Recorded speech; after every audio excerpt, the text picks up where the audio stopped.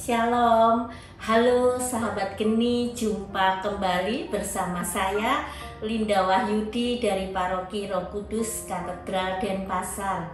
Hari ini Jumat 15 Desember 2021 merupakan hari Rabu Pekan Advent ketiga.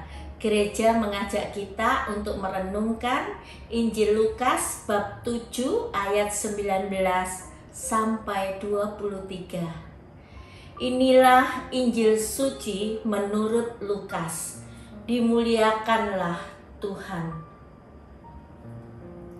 Yohanes memanggil dua orang muridnya dan menyuruh mereka bertanya kepada Yesus, "Tuankah yang ditunggu kedatangannya?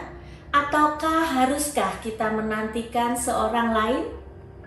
Ketika kedua orang itu sampai kepada Yesus, mereka berkata, "Yohanes Pembaptis menyuruh kami bertanya, Tuankah yang ditunggu kedatangannya?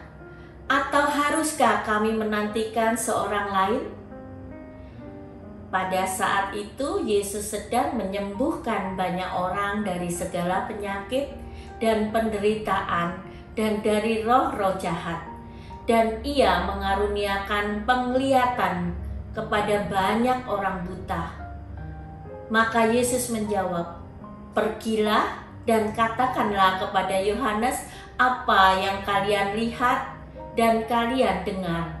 Orang buta melihat, orang lumpuh berjalan, orang kusta menjadi tahir, orang tuli mendengar, orang mati dibangkitkan, dan kepada orang miskin diberitakan kabar baik.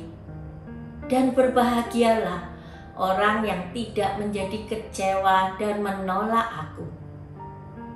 Demikianlah sabda Tuhan. Terpujilah Kristus.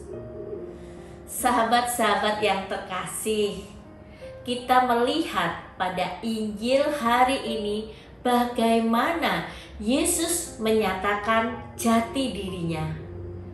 Ketika dua orang murid Yohanes Pembaptis bertanya kepada Yesus, "Siapakah dia? Diakah Mesias yang ditunggu itu?" Yesus dengan tegas menggambarkan dirinya, siapakah dia sesungguhnya. Orang buta melihat karenanya, orang lumpuh berjalan karenanya, orang kusta menjadi tahir karenanya, orang tuli mendengar karenanya, orang mati dibangkitkan karenanya, dan kepada orang miskin diberitakan kabar baik oleh Dia. Pernyataan Yesus tentang dirinya inilah merupakan kabar sukacita untuk kita. Natal sudah semakin dekat. Apakah kita sudah menerima kabar sukacita dari Allah?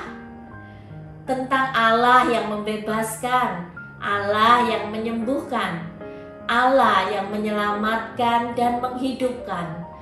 Tentang hidup yang bermakna untuk sesama. Sahabat-sahabat terkasih, bila melalui Injil hari ini Yesus sudah menyatakan jati dirinya yang sesungguhnya, apakah kita sebagai murid Kristus juga berani untuk melihat siapakah jati diri kita sebenarnya? Apakah kita sudah menjadi bermakna bagi hidup orang lain seperti Yesus? Entah apapun status kita, apakah kita seorang imam, biarawan, biarawati, ataupun awam. Apakah kita hidup selibat, berkeluarga, ataupun lajang. Sudahkah oleh karena kita, orang buta melihat, orang lumpuh berjalan, orang kusta menjadi tahir, orang tuli mendengar, orang mati dibangkitkan, dan orang miskin menerima kabar baik? Apakah hidup kita sudah bermakna bagi sesama kita seperti hidup Tuhan Yesus sendiri? Ataukah kita masih sibuk berkutat dengan diri kita sendiri.